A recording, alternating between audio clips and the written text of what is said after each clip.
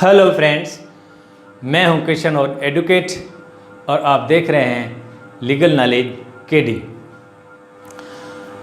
आज का topic arrest, detention, remand और कस्टडी, सीआरपीसी। आइए देखते हैं कि अरेस्ट, डिटेंशन, रिमांड और कस्टडी ये क्या है। इनको अलग अलग हम इनके ऊपर नज़र डालते हैं।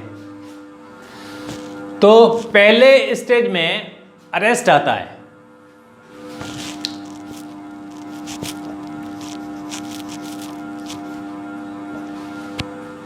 अरेस्ट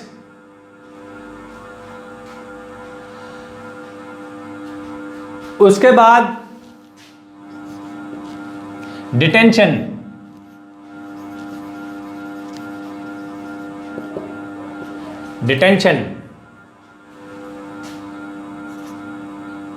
डिटेंशन के बाद रिमांड,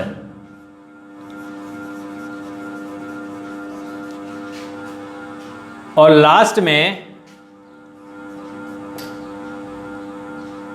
फोर्थ कस्टडी।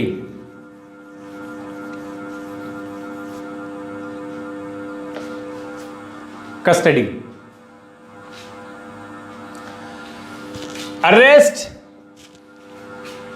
एक एक्ट है,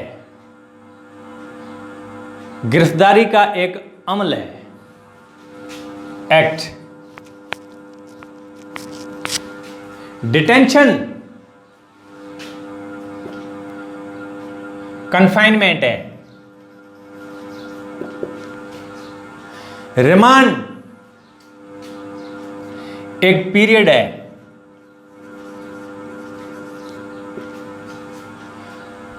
कस्टडी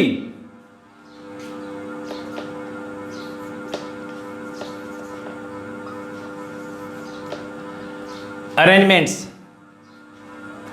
अब मैंने अरेंजमेंट ये शॉर्ट में लिखा है, ये अरेंजमेंट है, और कन्फाइनमेंट को भी शॉर्ट में लिखा है, लेकिन ये कन्फाइनमेंट है। जब किसी पर्सन को अरेस्टिंग अथॉरिटी, ये समझे कि पुलिस अथॉरिटी अरेस्ट करती है,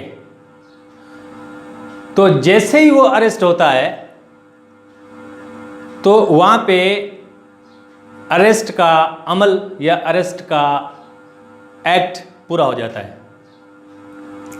as soon as arrest is made, the act of arrest is accomplished. वो उसका एक्ट पूरा हो जाता है।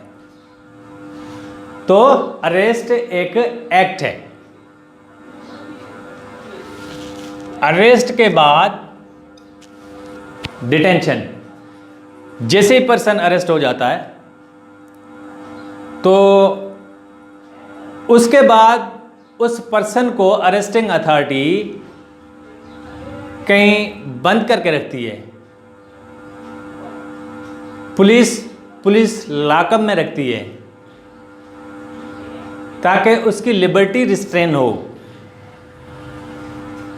इस कन्फाइनमेंट को डिटेंशन कहते हैं। तो हम ये कह सकते हैं कि डिटेंशन एक कन्फाइनमेंट है। डिटेंशन के बाद रिमांड।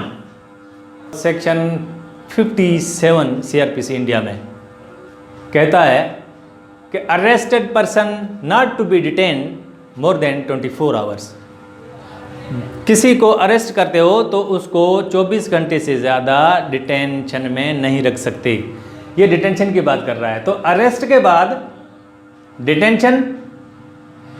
डिटेंशन के बाद जब 24 घंटे के अंदर अंदर पुलिस अथॉरिटी नियरेस्ट मजिस्ट्रेट या कोर्ट के पास प्रोड्यूस करती है अरेस्टेड पर्सन को, वहाँ पे ये डिमांड करती है कि इन्वेस्टिगेशन कंप्लीट नहीं हुआ, हमें मज़ीद जो है इसकी कस्टडी चाहिए। इसके लिए रिमांड के लिए रिक्वेस्ट करती है। वो रिमांड अंडर सेक्शन 167 सीआरपीसी 15 दिन से ज़्यादा नहीं होता। कोर्ट को पावर दिए हुए 15 दिन तक, तो वो 5 दिन का, 10 दिन का, या मतलब 15 दिन से कम वो कोर्ट में रिमांड दे सकता है। फॉर एग्जांपल 5 दिन के लिए रिमांड दिया, रिमांड टू पुलिस, ये इसी सेक्शन के अंडर दिया जाता है। कौन सा? 167 सीआरपीसी। 5 दिन के लिए मैजिस्ट्रेट ने रिमांड दे दिया पुलिस को, रिमांड टू जेल ना, सॉरी, रिमांड टू पुलिस, तो वो 5 दिन का जो टाइम है, जो पीरियड है, वो रिमांड है। इन अदर वर्ड्स हम ये कह सकते हैं कि रिमांड एक पीरियड है। नेक्स्ट आ जाते हैं कस्टडी। अब कस्टडी, आपने ये देखा होगा या पढ़ा होगा या आपकी नॉलेज में होगा कि एक एक्ट है, गार्डियंस एंड वार्ड्स एक्ट। उसमें कस्टडी का जिक्र किया हुआ, कस्टडी की प्रोविजंस हैं।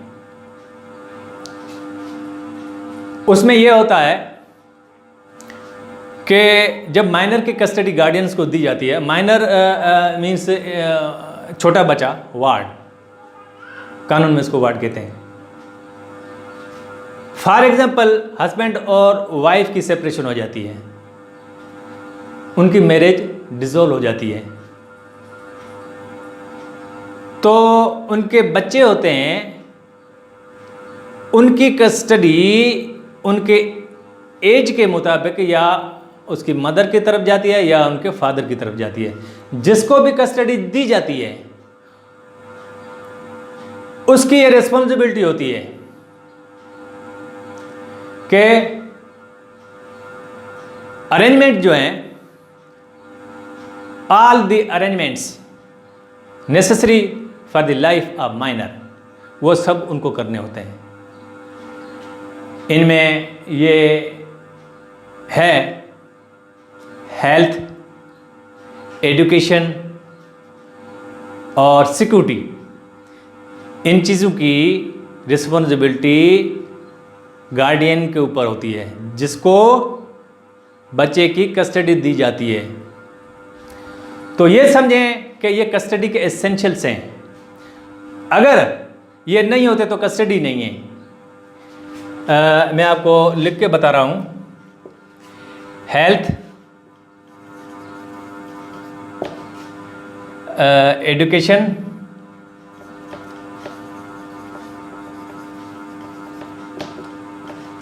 और सिक्योरिटी।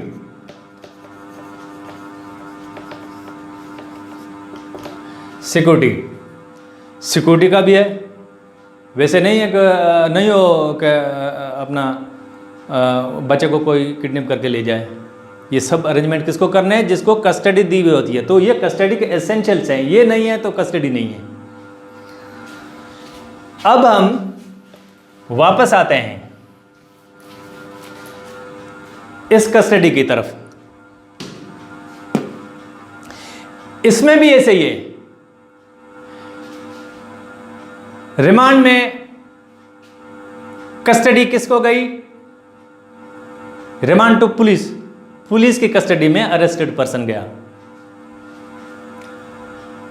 तो वहाँ उनकी रिस्पॉन्सिबिलिटी होती है कि ये पूरे अरेंजमेंट जो है वो करें। हेल्थ, बीमार अगर हो जाए, कहीं कोई उसको रास्ते में हो जाए, मतलब कोई एक्सीडेंट हो जाए, जो भी है, तो उसकी रिस्पॉन्सिबिलिटी है वो उसको डॉक्टर के पास ले जाए। उनका खाने पीने का अरेंजमेंट, उनकी सिक्योरिटी अरेस्टेड पर्सन की। ऐसे नहीं हो कि उसके साथी आ जाएंगे उसको छुड़ा के ले जाएं या वो खुद भाग जाए। तो ये सब अरेंजमेंट जो है किसको करने होते हैं? उस अथॉरिटी को जिसके पास अरेस्टेड पर्सन की कस्टडी जाती है। तो अब हमें यह भी समझ में आ गया कस्टडी अरेंजमेंट से। अब कस्टडी के बारे में मैं मज़ीद आपको एक्सप्लेनेशन देता हूं। अरेस्ट, इसमें कस्टडी है।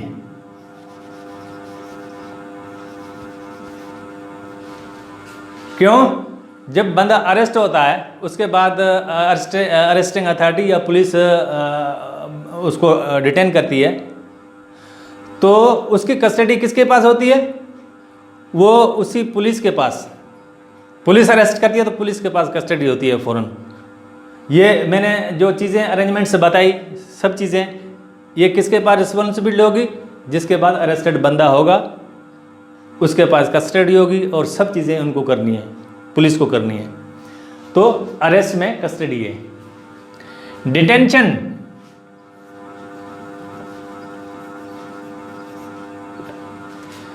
इसमें कस्टडी है। जिस अथॉरिटी के पास अरेस्टेड पर्सन डिटेन्ड है या डिटेंशन में है तो उसको ये सब रिस्पॉन्सिबिलिटीज होती है। क्यों? कि उसकी कस्टडी उसके पास होती है। ये सब कौन करेगा? जो अभी मैंने अरेंजमेंट्स बताए, ये वही अथॉरिटी करेगी ना जिसके पास अरेस्टेड पर्सन होगा, जिसकी कस्टडी उसके पास होगी। तो डिटेंशन में भी कस्टडी है। रिमांड, रिमांड टू पुलिस होता है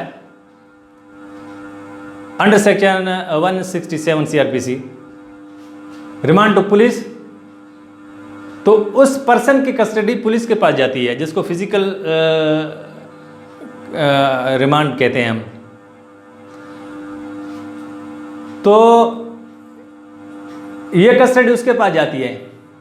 जब कस्टडी पुलिस के पास है तो सब जो ये अरेंजमेंट्स कस्टडी के ये पुलिस को करने होते हैं। तो रिमांड में कस्टडी है और ये है custody.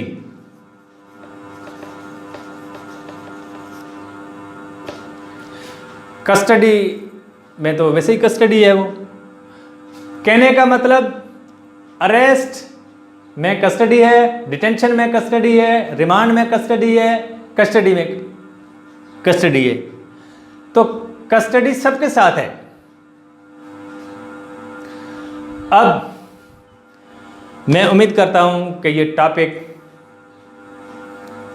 Arrest, detention, remand and custody आपको समझ में आ गया होगा।